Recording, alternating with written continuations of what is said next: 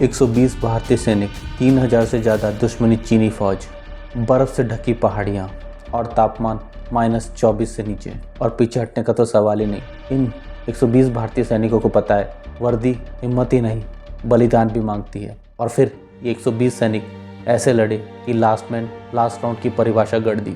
आज बात करेंगे 120 बहादुर की, जो बेहद गौरवशाली सैन्य गाथा को सामने लाती है। इंडिया और चाइना वॉर मूवी है जिसमें दिखाया गया है अक्सर चीन पे कब्जा करने के बाद चीनियों ने लेह को भी कब्जा करने की सोची, और लेह पे कब्जा करने के लिए उनको चुशुल वैली पे सबसे पहले कब्जा करना था। लेकिन चुशुल वैली पे कब्जा करने से पहले ही रजागला में उन्हें रोक दिया गया और लद्दाख पे कब्जा करना चीन का सपना ही रह गया।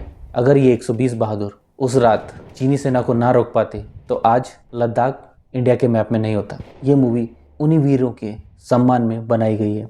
आइए बात करते हैं मूवी की स्टोरी की। चीनी सेना लद्दाख पे कब्जा ना कर सके, इसके लिए 13 कुमाऊं रेजिमेंट के 120 सैनिक मेजर शैतान सिंह के नेतृत्व में रजागला में पोस्ट संभाले हुए हैं, और उनका मकसद है चीनी सेना को लद्दाख में आने से रोकना। चीनी सेना को भी पता है रजागला में जो सैनिक तैनात हैं वो मैदानी इलाकों में से है, और वो सोचते हैं उनको आसानी से हराया जा सकता है। 21 नवंबर 1962 को भारत और चीन के बीच सीज फायर हो गया है, यानी भारत की सेना जहां खड़ी है और चीनी सेना जहां खड़ी है वहां पे दोनों रुक जाते हैं। फिर दिखाया जाता है रामचंद्र यादव सिपाही जो घायल है, और वो बताता है 17 नवंबर 1962 की रात को क्या हुआ था। -24 डिग्री सेल्सियस और 3000 से ज्यादा चीनी सैनिकों ने भारतीय सेना पे अटैक किया रजांगला में। उस आधी रात से लेकर सुबह 9 बजे तक कैसे वो 120 भारतीय 3000 से ज्यादा चीनी सेना से लड़े। भारतीय सेना संख्या में, गोला बारूद में चीनी सैनिकों से कम थी, और जो सबसे जरूरी चीज जो भारतीय सैनिकों में थी, अपने देश के लिए आखिरी सांस तक गर्व से लड़ना। और भारतीय सैनिकों ने 1200 से 1400 चीनी सैनिकों को मारा,